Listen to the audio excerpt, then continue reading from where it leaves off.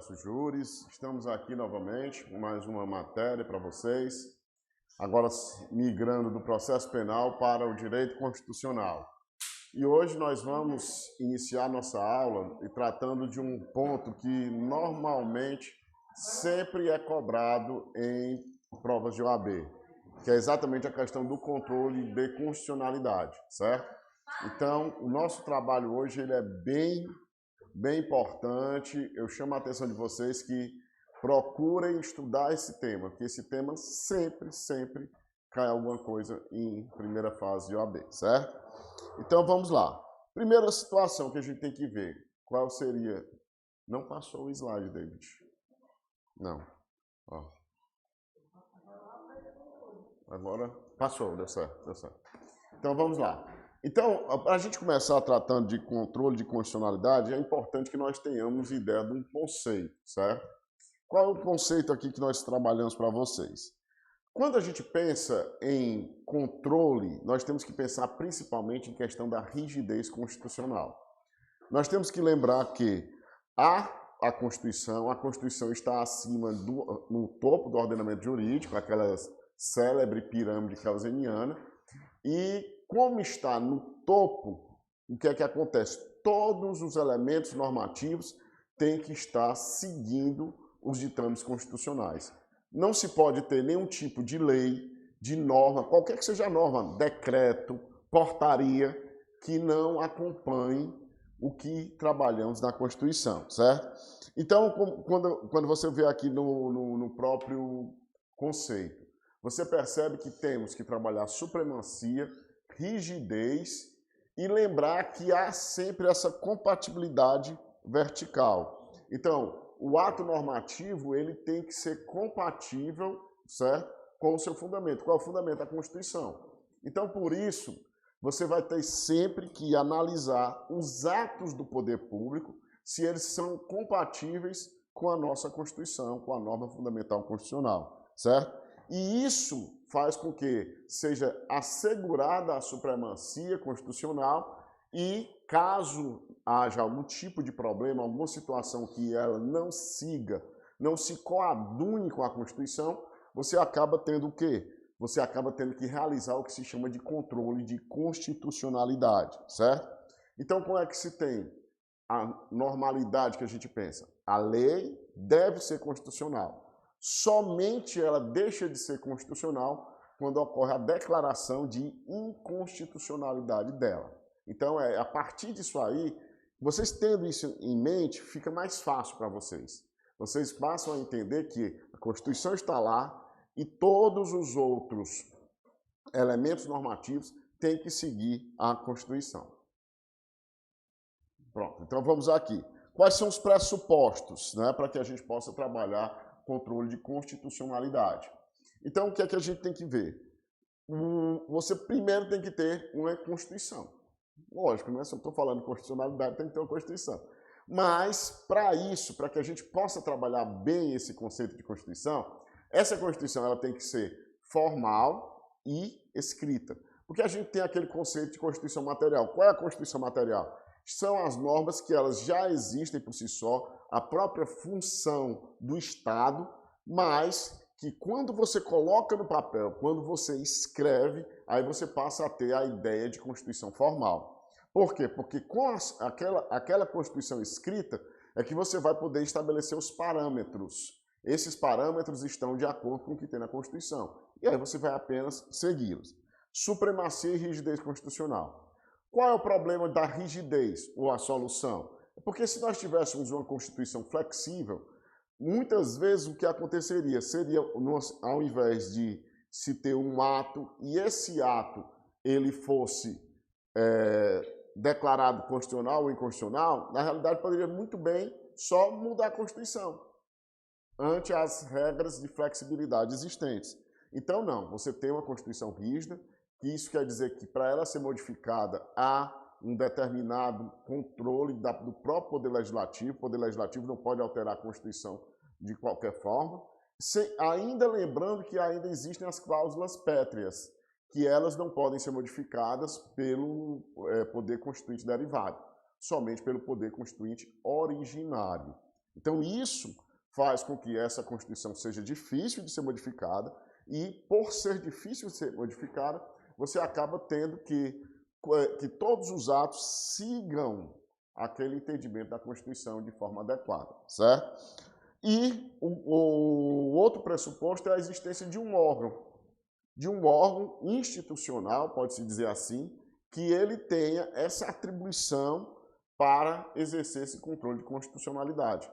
Ou seja, você não vai ter vários órgãos, você tem um. Que é exatamente por quê? Porque aí você tem a possibilidade de somente um órgão exercer isso. Já pensou se fossem vários? Nós temos o controle difuso, temos sim, quer dizer, qualquer órgão do Poder Judiciário pode declarar, mas em situações específicas, situações individuais, interpartes. Mas quando se fala do controle concentrado, você tem somente o Supremo Tribunal Federal com esse exercício, e é isso que a gente tem que levar adiante, certo?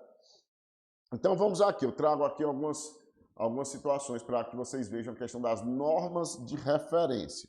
Quando você fala do parâmetro de controle, o que é? As normas constitucionais, elas vão ser invocadas, vão ser trazidas à baila, para quê? Para se dizer se um ato é ou não inconstitucional. Você só pode invalidar um ato, quando a gente diz ato, aqui é ato normativo, pode ser uma lei, pode ser um decreto, certo? Mas um ato desse, para que ele seja declarado inconstitucional, certo? Você tem que buscar na Constituição aqueles elementos que aí na Constituição está dito, ó, isso aqui é para ser desse jeito. Ah, não é desse jeito não, então vamos invalidar. O ato é inconstitucional, certo? E o ato e o objeto de controle vai ser exatamente aquele ato, né? Que ele vai ser submetido ao controle de constitucionalidade porque ele vai violar aquela norma que é o parâmetro, a norma constitucional. Então você tem sempre que ter uma norma cujo ato viola aquela norma que é o parâmetro. Você não vai ter sempre aquela questão de um ato que ele viola a Constituição como um todo, até porque os atos são bem específicos.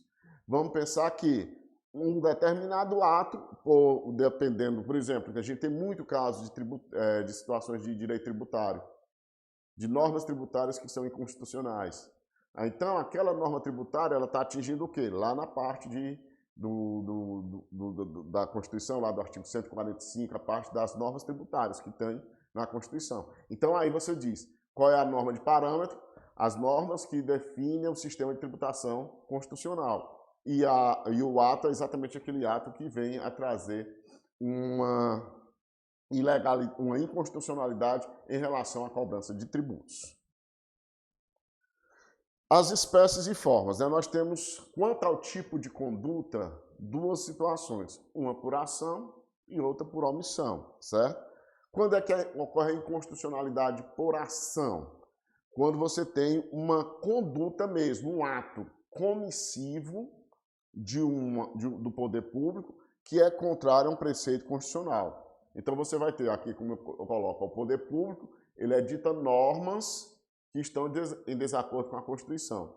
Para vocês terem ideia, muitas vezes a gente tinha aqui uma situação numa determinada empresa que definia, por exemplo, cargos em comissão. Vocês sabem que os cargos em comissão existentes no âmbito da Constituição Federal, eles são cargos que de ou confiança, ou de assessoramento, ou de chefia, assessoramento, ou tem um outro caso, que são situações bem específicas. Então, uma determinada empresa criou cargos em comissão que não exercia nenhum tipo de situação dessa, nem de assessoramento, nem de chefia, nem de confiança. Era como se fosse para poder colocar pessoas, escolher as pessoas sem concurso público mesmo. Então, por isso que eu digo, ó, o ato qual foi? Foi a definição daqueles cargos em comissão, que esses cargos poderiam ser, as pessoas eram escolhidas como forma de burlar a questão do concurso público. Então aí você tem o ato que seria exatamente a inconstitucionalidade por ação, o ato do poder público. A outra, que é a inconstitucionalidade por omissão, vai decorrer de não serem adotadas medidas que são necessárias para que todas as normas constitucionais se tornem aplicáveis. Gente, aqui é muito mais complicado, porque nós sabemos que tem muita coisa na nossa Constituição que não é cumprida. Muita coisa. Se você pegar logo a ideia do salário mínimo, né, se a gente pensar logo na ideia do salário mínimo que tem na Constituição, para que aquele deve se... Aí você pensar, ele já é uma inconstitucionalidade por omissão que a gente teria. Mas, infelizmente, as situações de inconstitucionalidade por omissão, elas estão sendo muito mais pontuais. Por quê? Porque você consegue fazer com que o poder público haja, né? É como se você tivesse, ó, você tem que agir, você não está agindo. Porque aí fala tanto em medida legislativa como executiva. Muito mais do executivo do que da medida legislativa. Se você pensar, por exemplo, no artigo 5º, a questão do cumprimento de pena, a pena não tem que ter a questão da dignidade da pessoa humana e tudo, não pode ter penas cruéis, né? Infelizmente, se você for analisar como é a questão carcerária no Brasil, você vai ver que a Constituição está sendo descumprida. Então, faltam atos do Executivo, certo? Atos que possam cumprir a Constituição, mas infelizmente a gente não vai poder trabalhar sempre isso. É a ideia de que existe, mas muitas vezes você acaba se perdendo em situações de impossibilidade de quê? Porque as políticas públicas, muitas vezes, elas dependem do poder discricionário, da discricionariedade, de acordo com o que é que se faça. Então, às vezes, você tem essa dificuldade em relação à inconstitucionalidade por omissão. Ou, quanto ao parâmetro, você tem a inconstitucionalidade formal ou a material. O que é que seria isso? É a forma de elaboração do ato. Como aquele ato é elaborado. Aí você pode ter essa inconstitucionalidade formal, porque, de repente, a autoridade que gera aquele ato, que é responsável por aquele ato, não é competente para isso. Então, isso aí você diz que é a inconstitucionalidade formal subjetiva. Ou objetiva, quando o ato não segue aquelas determinações existentes na Constituição, as formalidades. Vamos lá, vocês sabem que está sendo discutida a questão do Código Eleitoral, não é? O Código Eleitoral tem que ser discutido até a véspera, até 1º de outubro, ele tem que ser promulgado, o novo Código. Por quê? Porque se ele não for promulgado, não vai poder regir as eleições do ano que vem. Então é exatamente isso. Se por acaso fizer alguma coisa nesse Código Eleitoral, que já para tentar que ele se aplique para a próxima eleição, aí você já vai ter uma inconstitucionalidade formal objetiva, certo? Então, são situações diferentes. Já a inconstitucionalidade material diz muito mais respeito ao conteúdo das leis, certo? Tanto as leis ou os atos do poder público, eles contrariam aquela norma constitucional reguladora. Então, muitas vezes você diz, às vezes a gente vê, por exemplo, a definição de tributos novamente. É porque eu digo que na questão da definição de tributos é que nós temos um ambiente muito fértil para a questão da inconstitucionalidade, certo? De repente você tem um ato do poder público editando um determinado tributo. Esse ato, ele violou a norma constitucional. Por exemplo, aqueles princípios da anualidade, certo? Princípio da seletividade. Então, essa inconstitucionalidade aqui acaba sendo necessário que ela seja proferida, porque se trata da inconstitucionalidade material. Gente, vocês não estão sentindo calor, não? Estou transpirando aqui. É sério.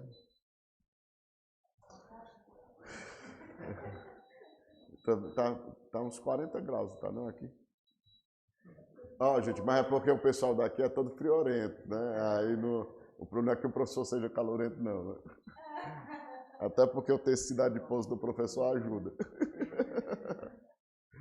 Gente, vamos lá continuar, tá certo? Rapaz, agora veio um ventinho bom, viu, David?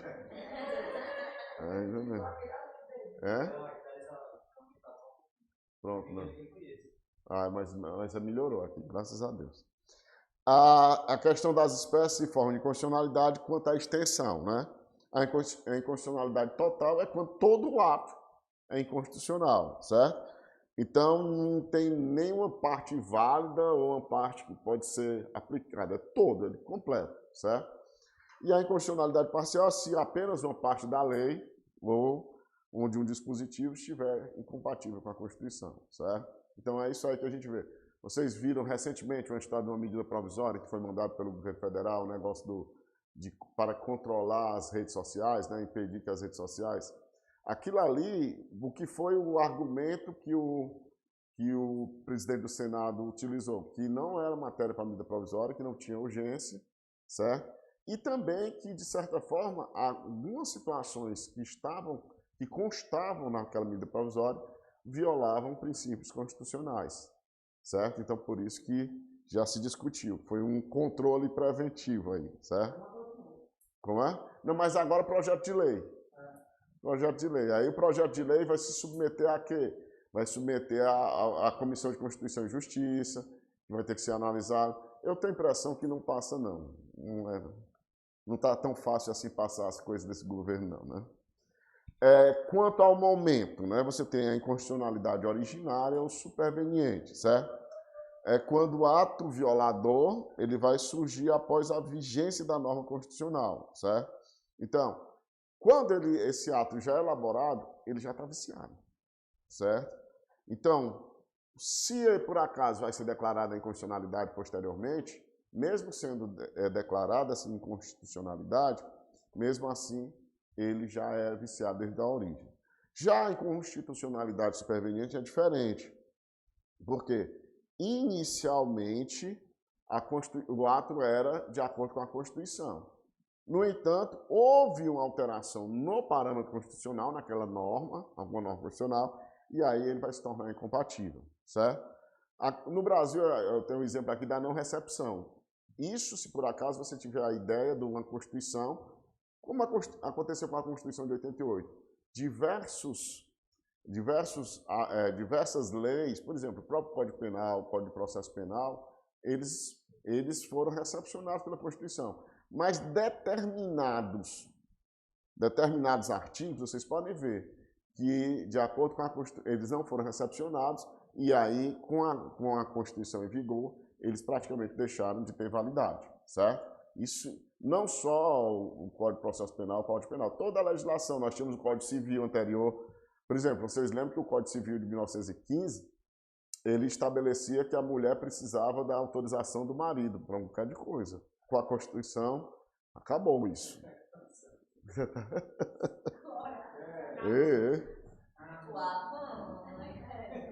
Rapaz, não vamos... Calma, gente. Aqui deixa que dá tudo certo. Hoje é o contrário. Digo. Ah, é? Não, esse negócio de ser machista não dá certo, não. Por isso que ele tá aí, solteiro.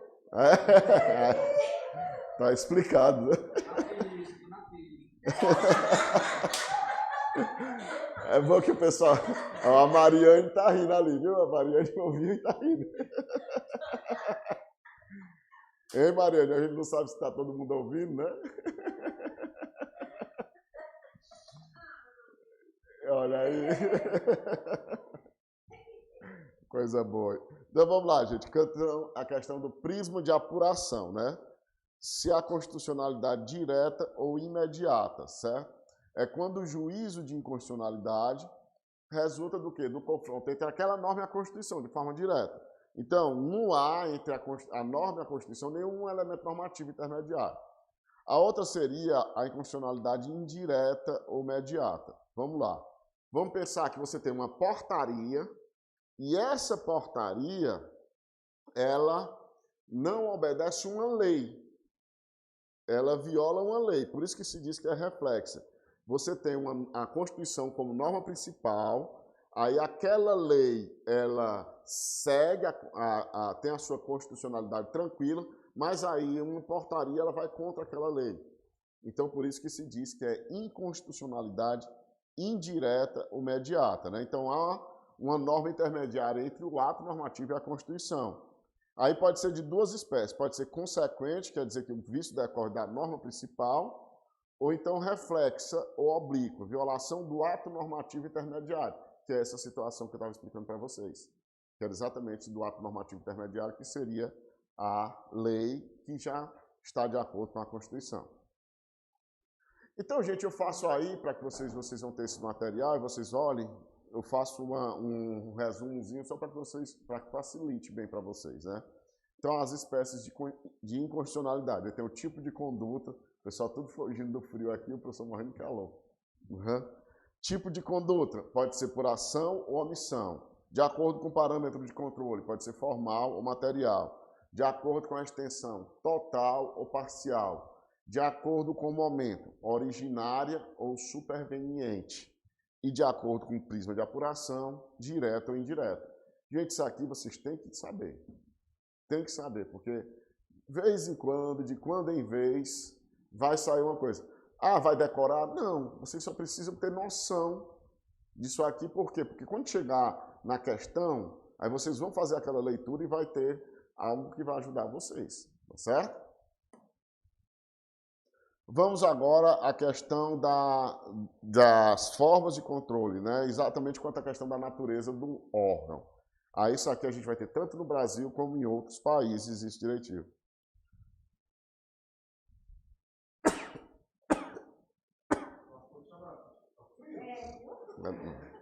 Não, aqui é... Eu não fui para Nova York, não, pode ficar tranquilo, viu? Tá certo? Exato. Então vamos lá. Quanto à natureza do órgão, o sistema político é realizado por órgãos sem poder jurisdicional. Aí então você tem ou legislativo ou então um órgão que é criado especificamente para isso. Vocês sabem que o poder legislativo ele já exerce o que a gente chama de controle preventivo de constitucionalidade, que é exatamente nas comissões de Constituição e Justiça. Eles, quando um ato normativo vai, a ideia é que a Comissão de Constituição e Justiça sirva para isso, certo? O sistema jurisdicional é feito por órgãos do Poder Judiciário, certo? Não precisa ser uma exclusividade, mas você percebe que há uma primazia desse sistema da utilização do Poder Judiciário nisso aí. E o outro é o sistema misto, né? Quando se diz misto é porque tanto faz ser do Judiciário, como existem outros órgãos que são responsáveis pelo controle pelo controle de constitucionalidade. Aí você tem tanto controle político como jurisdicional. Aí, quanto ao momento, aí vamos ao controle preventivo, certo? Você busca evitar que se chegue à questão daquela lei ser editada, aquele ato ser editado, e aí, quando ele entrar em vigor, ele venha a ser inconstitucional. Então, como é que se faz? Você tem as comissões de justiça, né, de Constituição e Justiça, de acordo com o artigo 58 da Constituição. O próprio exercício do veto pelo presidente também é considerado um controle preventivo, certo?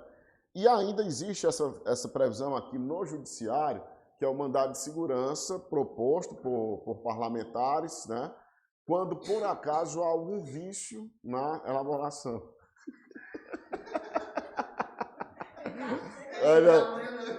Eu faço assim porque eu não esse negócio não. Eu só me lembro de um senhor que foi fazer e fez errado.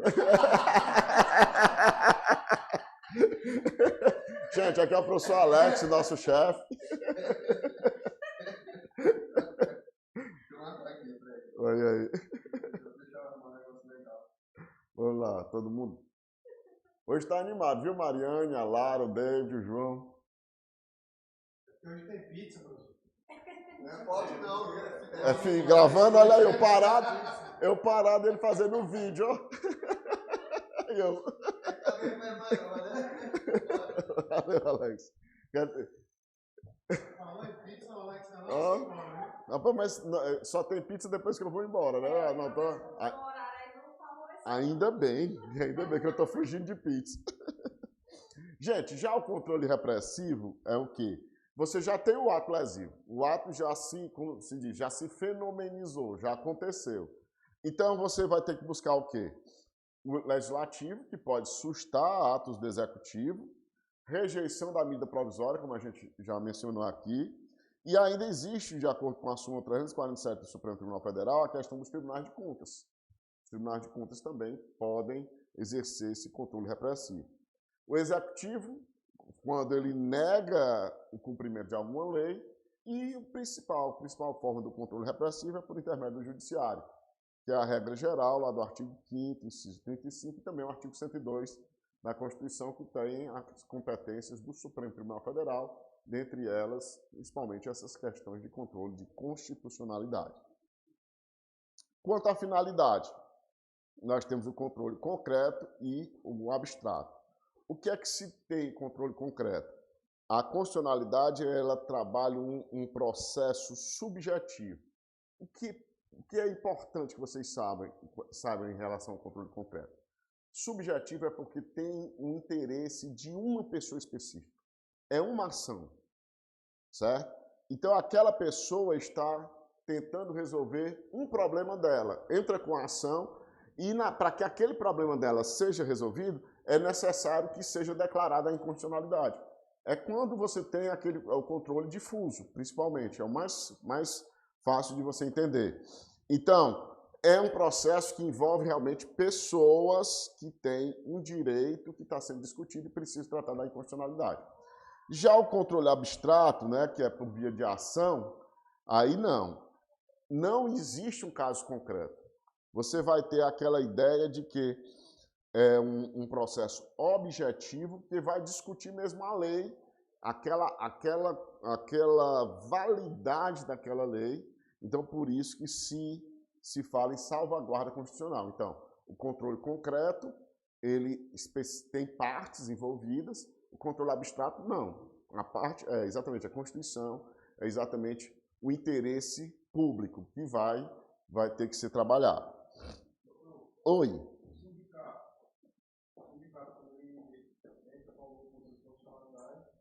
É porque assim, é porque depende, ó, a gente tem que lembrar que existem aquelas situações, eu vou só passar aqui para frente, você vai ver, ó. Eu volto, ó.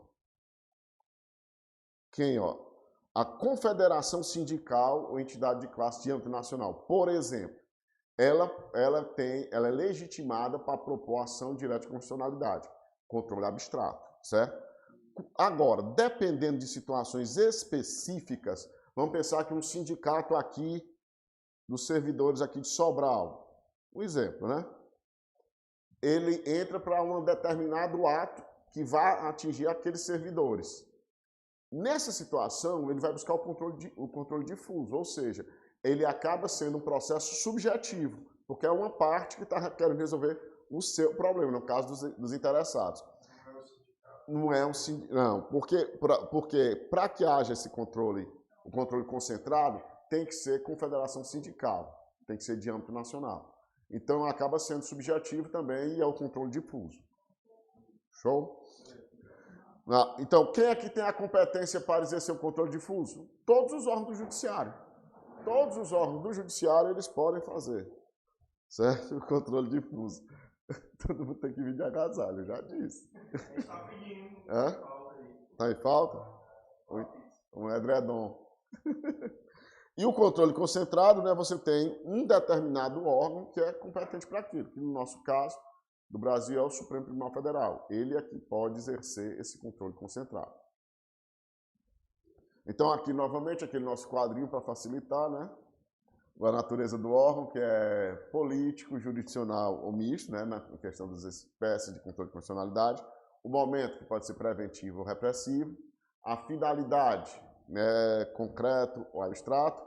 E o órgão competente, difuso ou concentrado. Então, vamos aqui, um controle de constitucionalidade na Constituição de 88. Vamos aqui direitinho, certo? Então, o que é adotado no Brasil? O Brasil adotou... Opa, não passou ali, ó. Deu certo agora? Deu. Então, a Constituição de 88, ela adotou o sistema misto, certo? Então, é considerado misto ou combinado. Por quê? Porque tanto pode ser exercido no modelo difuso, como no modelo concentrado. Aí é interessante, né, que o modelo difuso é um que é muito utilizado nos Estados Unidos, é o modelo norte-americano. E o concentrado é o estilo europeu, principalmente o Tribunal Austríaco, o Tribunal Constitucional Alemão, a Corte Italiana. Então, são todos esses que exercem esse controle. O único problema do Brasil qual é? É que o Supremo Tribunal Federal, ele não é só para guarda da Constituição, ele não é só um tribunal político, ele acaba sendo um tribunal, uma instância recursal. E aí é onde nós temos um grande problema, porque eu sempre defendo que o Supremo Tribunal Federal ele não deveria ser essa última instância. E isso melhorou, isso já melhorou porque antes o recurso extraordinário não precisava se discutir repercussão geral. Somente agora, a modificação de 2003, é que nós tivemos essa possibilidade de ter que ser dito que há uma repercussão geral para que o Supremo pudesse analisar uma determinada norma. Mas aí você tem os habeas corpus, por exemplo, das cortes superiores, né? Todos os atos de uma CPI, tudo. Então, aquilo ali você acaba vendo o Supremo tendo que atuar em várias áreas e o controle de constitucionalidade acaba ficando um pouco de lado, né? Mas tudo bem, vamos seguir. Então, nós temos esse controle concentrado, certo? E o controle difuso. Aí, lembrando, o controle difuso é o controle concreto e o controle concentrado é o controle abstrato. Então, vamos lá. O conceito do controle difuso, né? Ele pode ser exercido por qualquer juiz ou tribunal dentro da sua competência. Então, muitas vezes, você tem um juiz do trabalho, alguma norma trabalhista que essa norma se mostre inconstitucional, e aí um sindicato pode entrar, aí ele vai buscar esse controle difuso. Aquilo vai ser resolvido para aquelas pessoas que estão devidamente representadas pelo sindicato, certo? Então, você percebe o quê? Que o controle difuso, lembrando, controle difuso é controle concreto. Aí a expressão proteção de direitos subjetivos. Você lembra de subjetivo em que sentido? Sujeito. No sentido de ter pessoas lá que estão querendo resolver o problema delas. A ideia é essa. A pessoa quer resolver o problema dela, não quer resolver o problema do mundo. Não tem aquela história? Às vezes a pessoa... não acredite nessa história da pessoa que vai fazer o controle difuso e dizer, não, estou fazendo isso para o bem de toda a comunidade. Não existe isso. Para fazer o bem de toda a comunidade, teria que buscar o controle concentrado por intermédio daqueles legitimados. Então, o objetivo não é guardar a Constituição. Não é esse o objetivo. Isso vai acontecer, logicamente, mas o que se busca é aquele direito, aquela controvérsia em relação a um direito específico de uma pessoa está sendo resolvido. É essa a ideia que se busca no controle difuso. A origem, né, como a gente já tinha falado anteriormente, é de acordo com o sistema norte-americano. Então, o que se tem como primeiro controle de constitucionalidade é um caso célebre, né, que aí em aula mesmo a gente pode contar todo o caso, né, mas aqui não dá tempo. Em OAB não dá tempo. É a questão do juiz Marshall, em 1803, nos Estados Unidos, que ele julgou o caso Marbury versus Madison. Quem é bom de pronunciar isso é o Alex, né? O Alex Nascimento aqui. E o que é que se tem? Isso como marca inicial da questão do controle difuso de constitucionalidade. Quem são os legitimados? Todo mundo. Qualquer pessoa, ela pode, por intermédio de uma ação.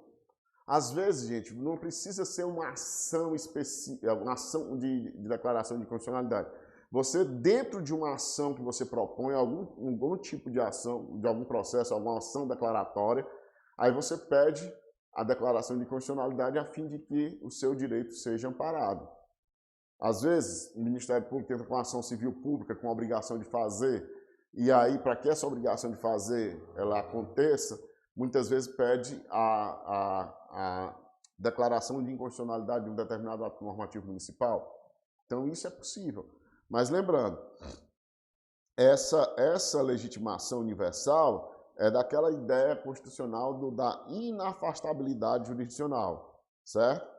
Então, por ser apenas uma questão incidental, né, no caso da fundamentação da decisão, essa inconstitucionalidade, às vezes, até o juiz pode reconhecer de ofício. Veja bem, dentro do processo. Ele também não vai pegar aqui e reconhecer, não. Tem que haver o processo. Ele não pode, de ofício, instaurar ou criar uma ação para fazer isso, né? Tem que haver esse pedido. O parâmetro de controle será o quê? Aquela norma formalmente constitucional, certo? Agora, lembrando, mesmo quando já revogada, agora que vigente ao tempo da ocorrência do fato. Então, você sempre vai procurar discutir, porque às vezes uma norma foi revogada, beleza, mas naquele período que ela estava em vigor, ela pode ter causado prejuízo. Vamos pensar que foi uma norma que editou algum tipo de tributo. Aí depois o poder público está errado. Aí o poder público revoga aquela norma.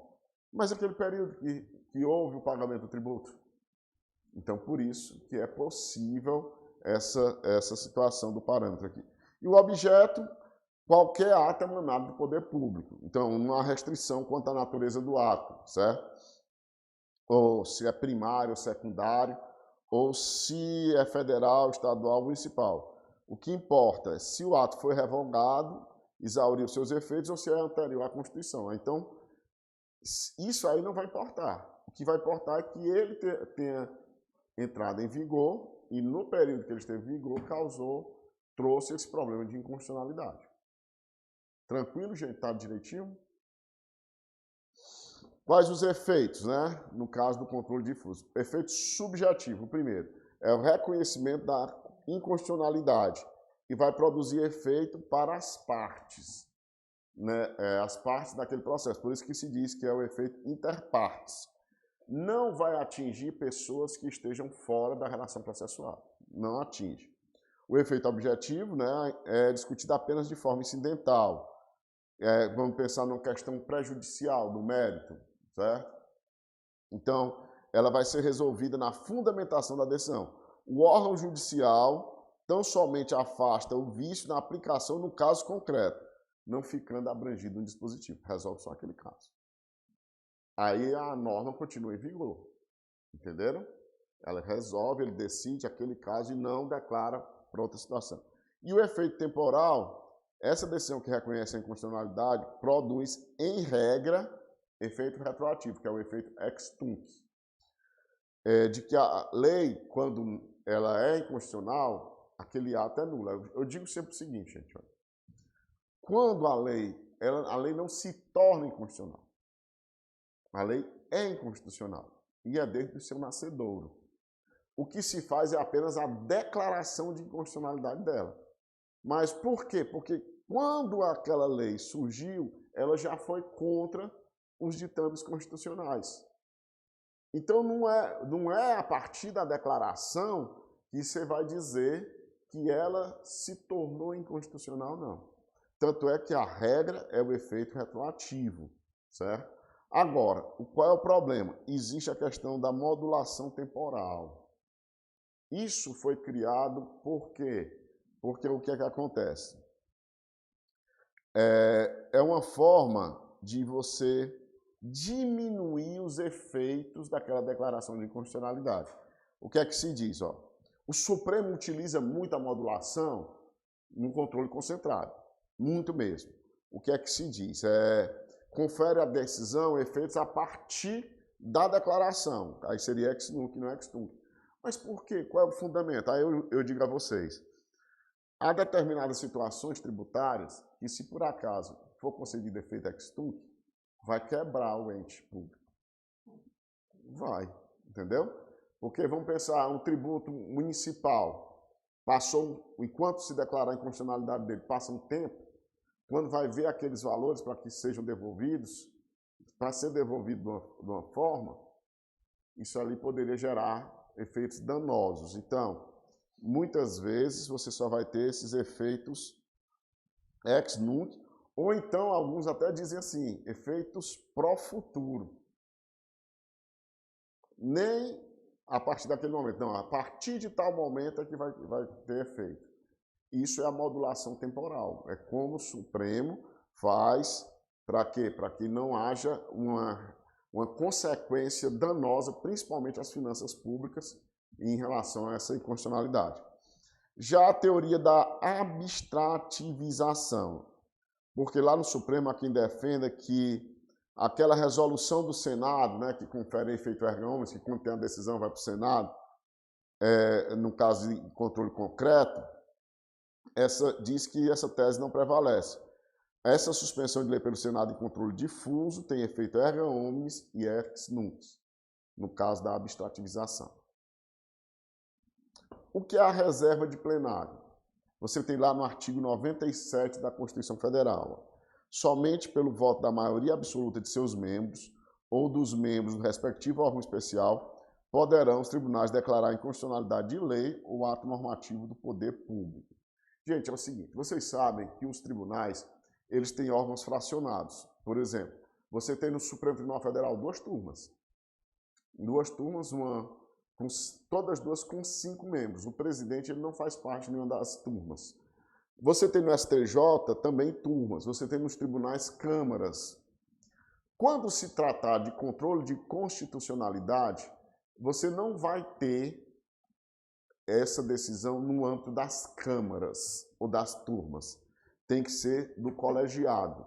Aí, vamos lá, o Supremo é o colegiado completo, né? São os 11 membros. Já o STJ e os outros tribunais, eles têm os órgãos especiais.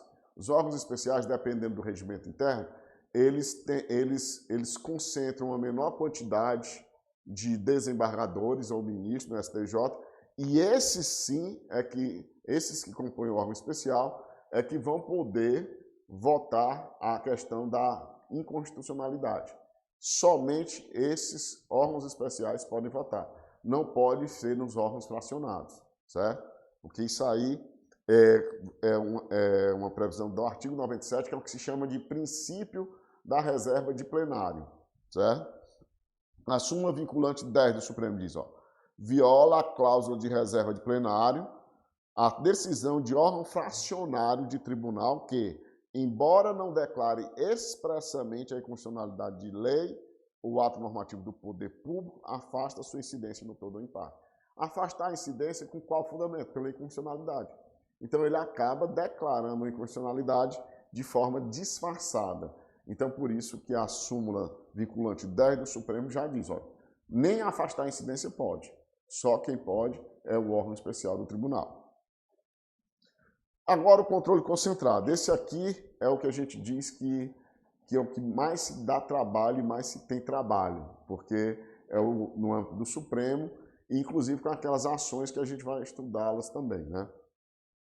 Então, tem o controle exercido abstratamente e a defesa da ordem constitucional é exatamente o objetivo, certo? O processo constitucional objetivo é instaurado com que ideia, com que vontade? Para que, independentemente, não há lide, não existe interesses diretamente envolvidos. É tudo uma realidade que se constata e diz, não, isso aqui pode vir a atingir alguma pessoa um dia, mas como já não está atingindo, já pode ser discutido. Por quê? Porque é um conceito. Você analisa aquela lei, aquele ato normativo, percebe que ela viola a Constituição, então pronto, você já vai poder ingressar, independentemente de se comprovar um prejuízo específico de uma pessoa. Não há essa necessidade, não há necessidade de haver uma lide. Então, a competência para processar e julgar todas essas ações, certo? Tirando como parâmetro a Constituição Federal, é do Supremo Tribunal Federal. Porque vocês sabem que existe o controle de constitucionalidade também no âmbito dos estados, que as constituições estaduais também, e aí os tribunais de justiça são responsáveis por isso, certo?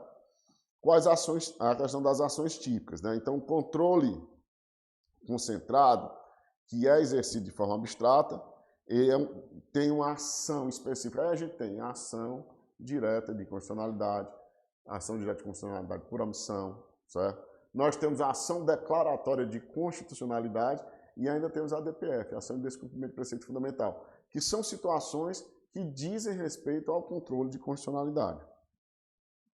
Vamos começar com a ADI, que é a ação direta de inconstitucionalidade. Está lá no artigo 102, né, a competência do Supremo. Processar e julgar originariamente ação direta de inconstitucionalidade de lei ou ato normativo federal ou estadual. A DI ela está devidamente regulamentada na Lei 9.868 de 99. Olha aí para vocês verem como Constituição de 88. A lei para regulamentar só foi sair 11 anos depois. 11 anos depois. Daí, então, a ideia, a finalidade é garantir a supremacia da Constituição e retirar do ordenamento jurídico um ato normativo, algo que esteja eivado de inconstitucionalidade. Aí nós vamos aos legitimados. Aqui é importantíssimo, gente.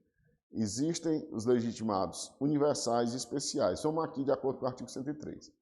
Presidente da República, as mesas, né? Não é o presidente, não é da Câmara e do Senado, não. A mesa, no sentido de todos, né, que compõem aquela mesa, que como se fosse uma diretoria, né, pudessem fazer isso. A mesa do Senado Federal, a mesa da Câmara dos Deputados, a mesa de Assembleia Legislativa da Câmara Legislativa do Distrito Federal, governador de Estado ou do Distrito Federal, o Procurador-Geral da República, o Conselho Federal da Ordem dos Advogados do Brasil, olha aí a importância da OAB para vocês, né? Moral. Partido político com representação no Congresso Nacional e confederação sindical ou entidade de classe de âmbito nacional. Então, não é qualquer sindicato que pode ingressar.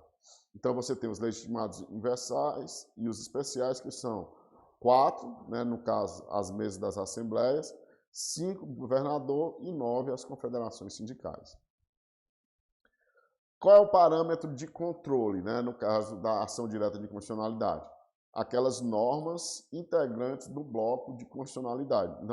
Não são admitidas como parâmetro para a ADI. Norma de constituições anteriores. A Constituição anterior não está em vigor. Então, não serve de parâmetro para dizer que essa nova norma é inconstitucional.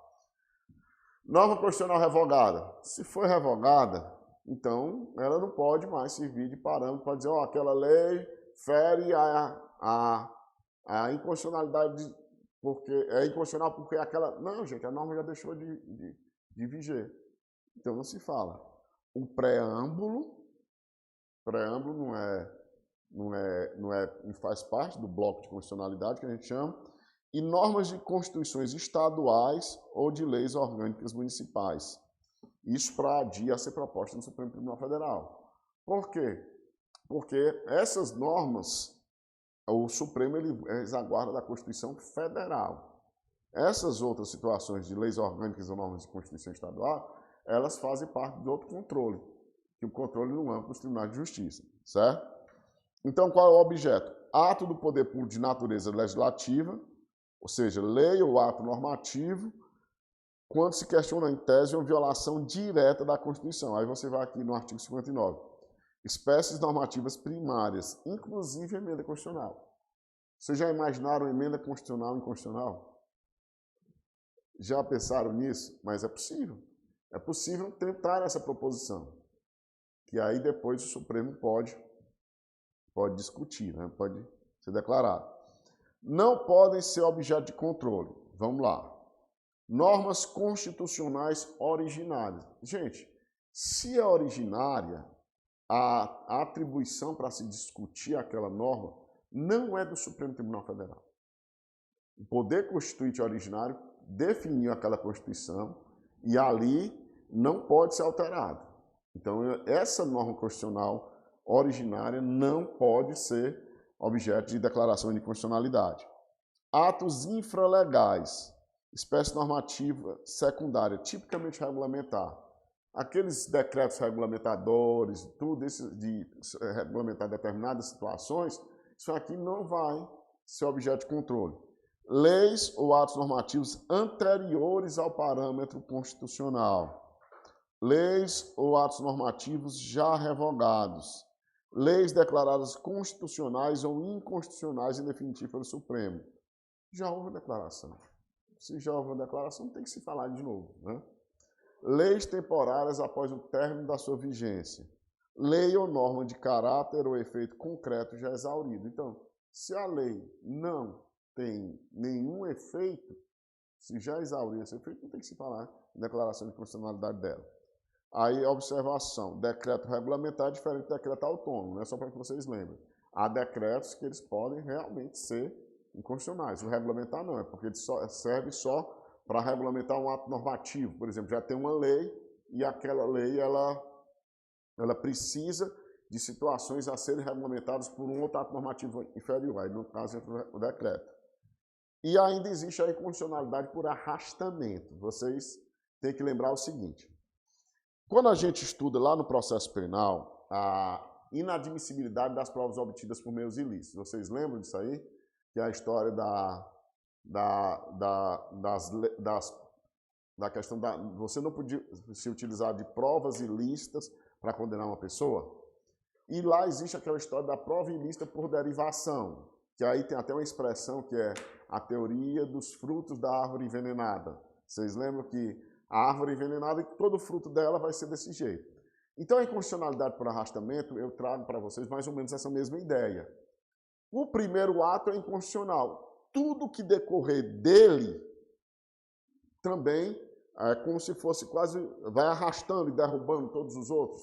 Todos os outros atos que decorrem de um ato constitucional, eles acabam sendo declarados inconstitucionais, como se diz, por arrastamento, nesse caso. Certo?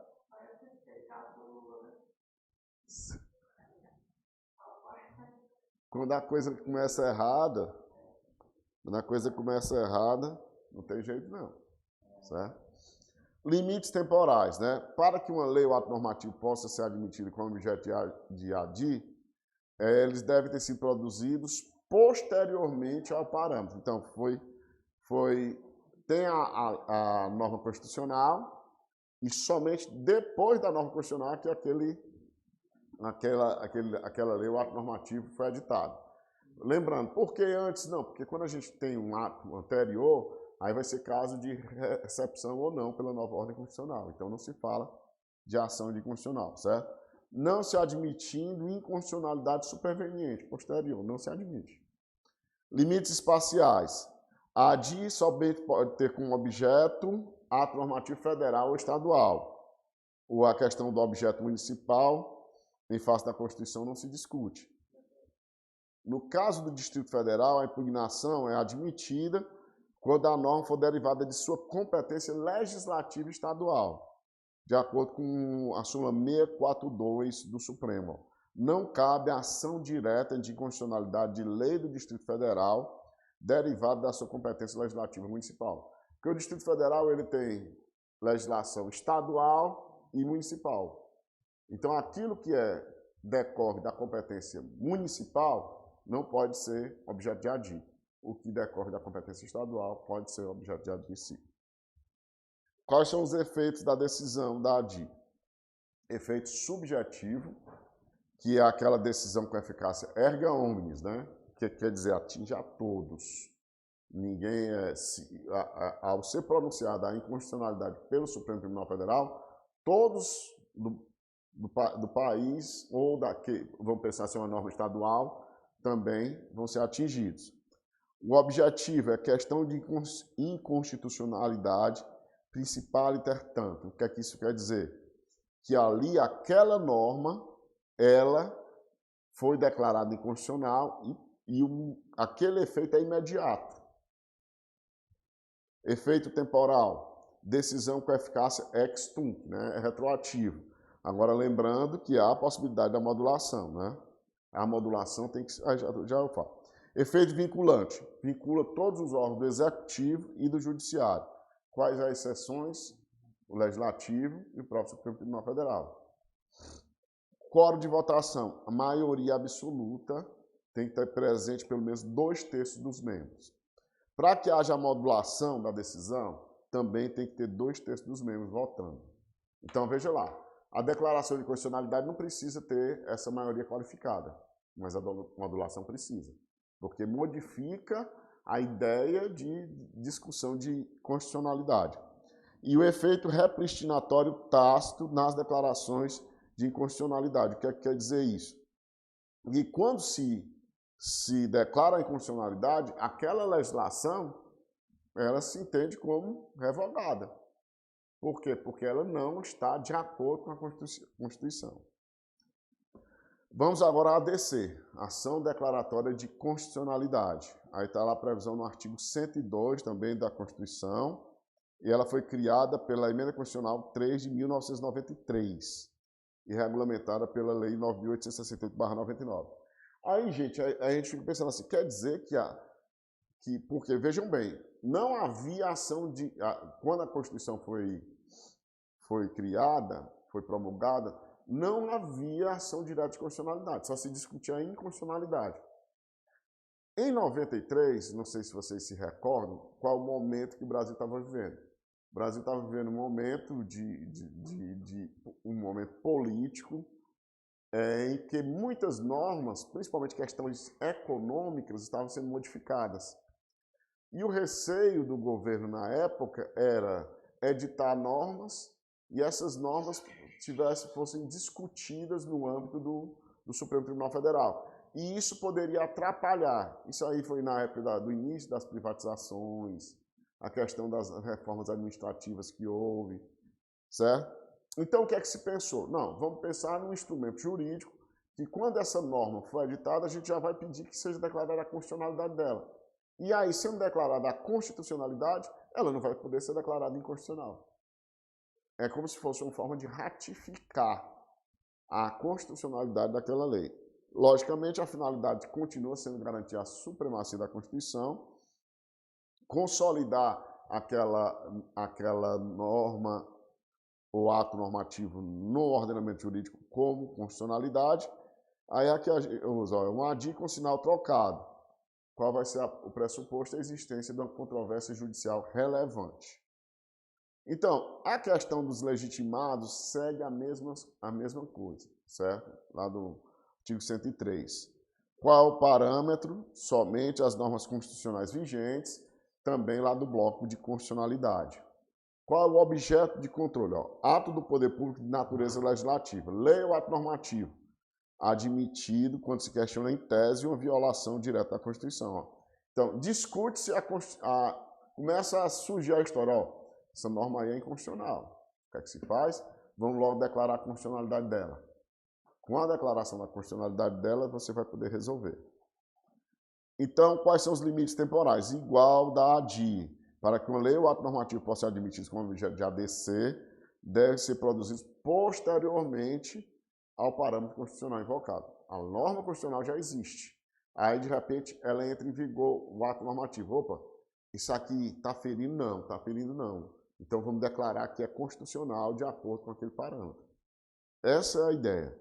Os limites espaciais, ter como objeto lei ou ato normativo federal, aí não pode ter um objeto estadual ou municipal em face da Constituição Federal. Então, o objeto de controle, embora seja o mesmo da ADI, né, que se refere a leis ou atos normativos, para a ADC é mais restrito. Por quê? Porque só vai discutir ato normativo federal. Não pode aquele ato normativo estadual que a gente viu em relação à ADI, não pode ser discutido em ADC. Os efeitos da decisão, igual da ADI, né? ADI que se fala. Decisão com eficácia erga omnes, efeito subjetivo, né? Efeito objetivo, a questão de constitucionalidade principal, intertanto. Efeito temporal, também eficácia ex tunc.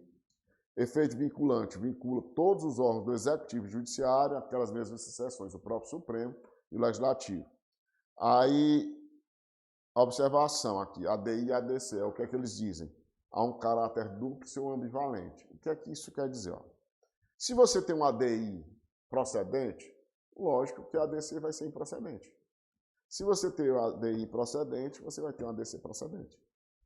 É quase que uma decisão que declara inconstitucionalidade, praticamente, em uma ADC seria para dizer que não é o reverso. Exatamente isso aí.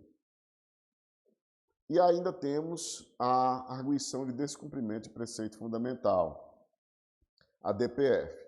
Compete ao Supremo Tribunal Federal, aguarda a Constituição, cabendo, aí dá no parágrafo 1º do artigo 102. A arguição de descumprimento de preceito fundamental decorrente desta Constituição será apreciada pelo Supremo. A finalidade, qual é? Garantir a supremacia da Constituição, retirar do ordenamento jurídico um descumprimento a preceito fundamental e o caráter subsidiário. não será admitida se houver outro meio eficaz. Os legitimados iguais da ADI e da ADC e cabimento. Ó. A DPF é autônoma, do artigo 1º da Lei 9.882/99. A arguição prevista no parágrafo 1º do artigo 102 da Constituição será proposta perante o Supremo Tribunal Federal e terá por objeto evitar ou reparar lesão a preceito fundamental resultante de ato do poder público. E tem a DPF incidental, o artigo 1º, parágrafo 1 da Lei 9.882/99. Caberá também a arguição de descumprimento do preceito fundamental quando for relevante o fundamento da controvérsia constitucional sobre lei ou ato normativo federal, estadual ou municipal, incluídos os anteriores à Constituição. Então, o que é que você tem como preceito fundamental? A Constituição não define isso aí. O conceito, quem foi que definiu isso para a gente? O Supremo. Aí quais são? Direitos e garantias fundamentais, cláusulas pétreas e os princípios constitucionais sensíveis. Então, tendo aquilo ali, vamos pensar logo, artigo 5º. Artigo 5º, de qualquer situação que venha a lesar o artigo 5º, pode ser utilizado a DPF, certo? A questão da própria formação do Estado, a existência do Estado, da República, tudo aquilo ali, pode diminuir. Desliga lá. Pode desligar lá. Deixa isso aqui ligado. Pronto. Não, porque esse aqui, para mim é melhor esse aqui mesmo. Não, mas agora tá tranquilo, gente, tá. Aqui realmente está o vento todinho. Então, o objeto de controle, qualquer ato do poder público, esse ato não precisa ser de natureza legislativa, como ocorre na ADI e na ADC, e abrange qualquer violação da Constituição. Lembrando que o descumprimento é diferente de inconstitucionalidade, certo? São situações bem diferentes. Limites temporais. Não há limite temporal e o objeto de controle pode ser, inclusive, ato anterior à Constituição. Basta que descumpra esse preceito. Também não há limite espacial, podendo o ato impugnado ser tanto a nível federal, estadual ou municipal. Quais são os efeitos? Igual da ADI e da ADC. Efeito subjetivo, aquela decisão para ficar erga omnes. Efeito objetivo, questão de inconstitucionalidade principal inter tantum. Efeito temporal, em regra, decisão com eficácia ex tunc, e vincula todos os órgãos do Executivo e do Judiciário, excetuando-se o Supremo e o Legislativo, de acordo com o artigo 102, parágrafo 2º. E aqui, gente, a gente termina a nossa parte de controle de constitucionalidade, certo? Tá? Um tempinho para a gente conversar alguma coisa, tirar alguma dúvida, para vocês lembrarem, quiserem, vocês também aí de casa. Hein, Mariane, quer perguntar alguma coisa? O Leonardo, o João, a Lara, certo? Gente, o que é importante, assim, a gente passou aqui, o que vocês têm que lembrar bem direitinho em relação a isso? Essa discussão dos legitimados sempre cai muito. As questões, é legitimado ou não? Você lembrou bem a história do sindicato. Você tem que ter muito cuidado, porque às vezes o sindicato ele precisa ter aquela representação nacional, certo? Você tem que ter o Procurador-Geral da República. Se for um Procurador-Geral de Justiça do Estado, não pode, certo? O partido político com representação no Congresso Nacional, sempre tem aquelas situações, às vezes partido político, mas que não tem representação no Congresso, aí você às vezes erra por isso aí. Exatamente, você tem que ter cuidado com essas situações. E lembrar principalmente das diferenças da ADI, da ADC e da ADPF. A DPF não precisa ser inconstitucional. Você não precisa discutir inconstitucionalidade com a DPF. Exatamente. Basta que viole o preceito fundamental. Você pega lá o artigo 5º, você lembra do artigo 5º, é essencial aquilo ali. Aí você vê, por exemplo, a questão do processo legislativo, a questão da formação do Poder Executivo, do Poder Judiciário, as cláusulas pétreas em si, todas elas são importantes para que vocês se lembrem da questão do preceito fundamental, certo? E uma coisa principal que vocês vão ter que lembrar, na questão da modulação dos efeitos. Que essa modulação dos efeitos, ela não... faz o seguinte, é ex tunc que é a regra. Por quê?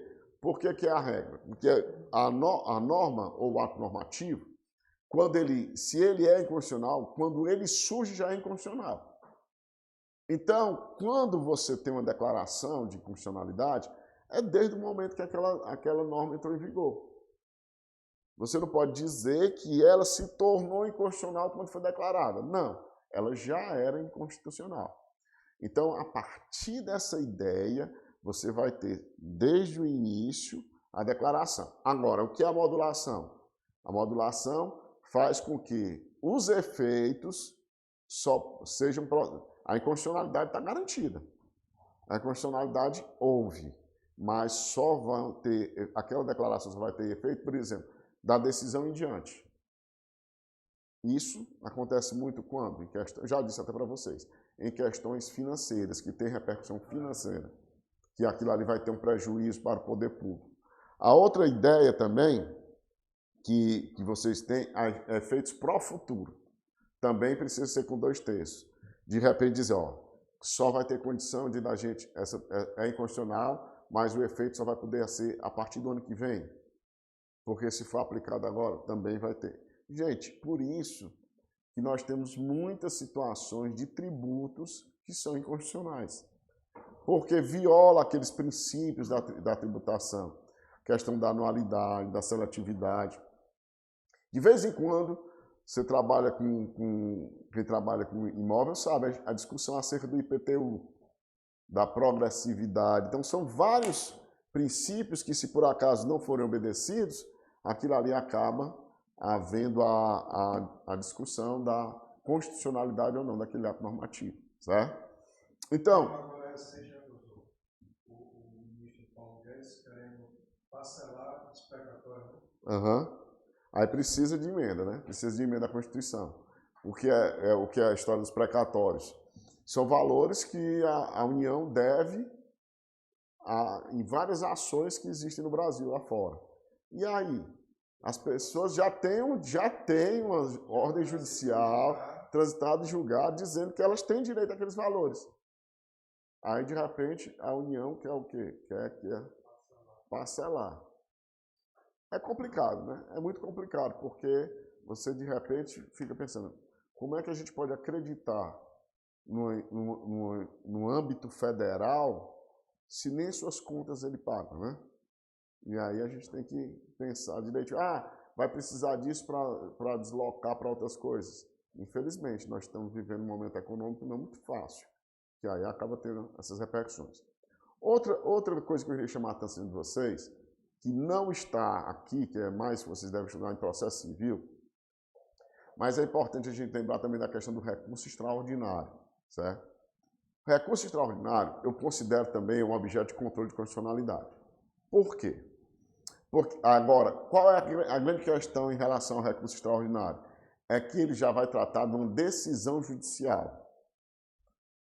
Você teve uma decisão judicial e, de repente, você entende que aquela decisão judicial ela violou a Constituição. Alguma situação da Constituição. Então, o que é que você faz? Você ingressa com recurso especial, no caso, não, recurso especial é para o STJ e é para discutir violação de lei federal. Mas você entra com recurso extraordinário, buscando no Supremo a discussão acerca da decisão judicial. É onde eu digo que você realiza aí um controle de constitucionalidade das decisões judiciais. Por quê? Porque não é só um âmbito de instância recursal. Por quê? Porque não é toda coisa que vai chegar lá para o Supremo em sede de recurso extraordinário. O Supremo só vai reconhecer se ele entender que há uma repercussão geral. Aí essa questão da repercussão geral, exatamente pela adoção dessa ideia da repercussão geral, é que você vai ter o quê? Vai ter a questão do controle de constitucionalidade também.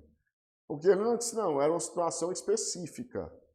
Situação específica entre duas pessoas, que o juiz decidia a favor de uma, aí chegava lá.